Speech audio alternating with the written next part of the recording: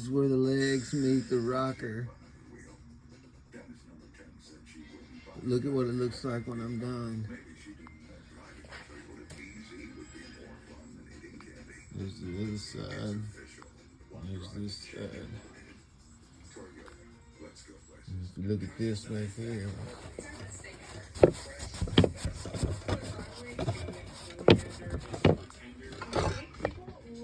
So it's gonna look pretty cool.